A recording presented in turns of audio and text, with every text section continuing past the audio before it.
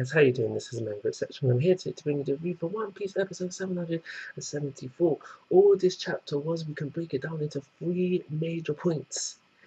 Point 1, mostly Momo and Luffy hearing this voice and we find out who this voice is and all that. Second point is Zunisha going ham on Jack and his crew and defeating them. Bet you did not see that coming. When it came up in the manga, I was like, yes, because my reason for that is because in the One Piece fandom, the community, whatever you want to call it, there was a lot of debate about who was going to fight and defeat Jack. And me, I was on the fence. I was neutral. I didn't really care who did the deed as long as the deed was done eventually. So when it had turned out to be Zunisha who defeats Jack, I just found that bit so funny. So it was nice to see it finally animated, and I'm going to talk about that a little bit more.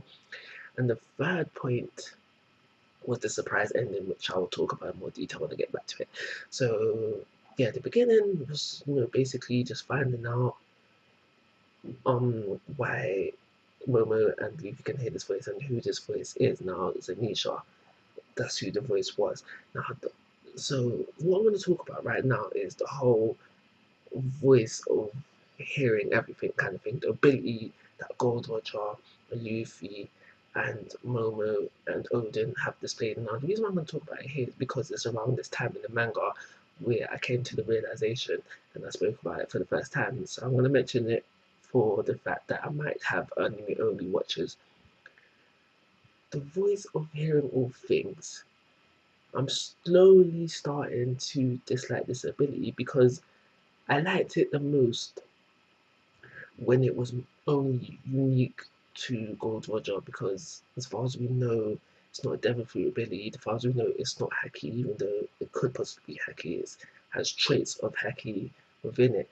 But I like the fact that it was only unique to Gold Roger, and I accepted that Luffy could do it as well, because there's been loads of times from the very beginning of One Piece that people see Gold Roger within Luffy, so I was accepting of Luffy having it as well. But when we started getting people, when we started finding out that Odin has it, that Momo has it, it just put me off the ability even more. And it seems like Momo, at the moment, it seems like Momo is better at it than everybody else who's been said to have it, because Odin, Roger, and Luffy both tried to talk to Zunisha, but when it came down to it, they couldn't do it. They could hear him, but they couldn't talk to him. But Momo, for some reason, can.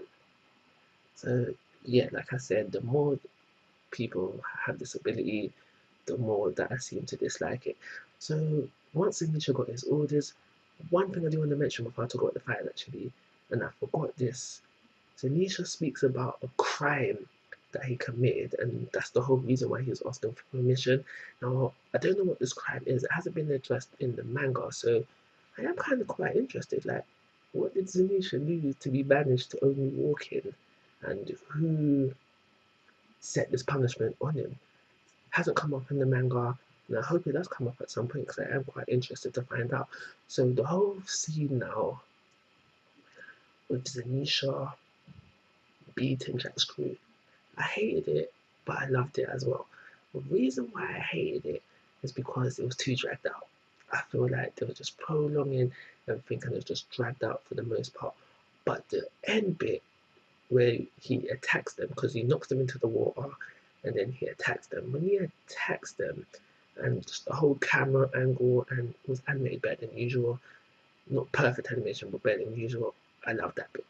But for the majority of the thing, it just seemed like they was dragging out for time, and I was like, get to the point. I was like, hurry up, because you have the bit where it's just, and then the trunk just seems to be going out for ages before it comes back in, and just, yeah, everything seemed to be dragged out.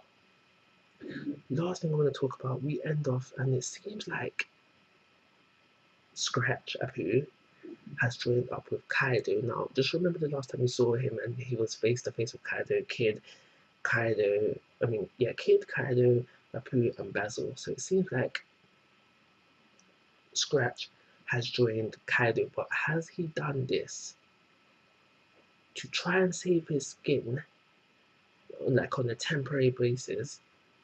Has he joined them on a temporary basis so he can find another way to attack Kaido? Or has he done this because he has realized, like, because we haven't seen what went down when Kaido was faced with Kid Scratch and Basil. So did something happen there? Trying not to spoil nothing. Did something happen there that was so peak that he thought, yo, I actually need Yonko protection from now on? So that's everything that happened in the episode. Overall, it was just a standard episode of One Piece. I'm going to give it a standard rating of a 3-star rating, call it a review. Like always, guys, I'm asking for your thoughts and opinions. If you haven't already, please subscribe to my YouTube channel. But most importantly, take care. Have a nice day.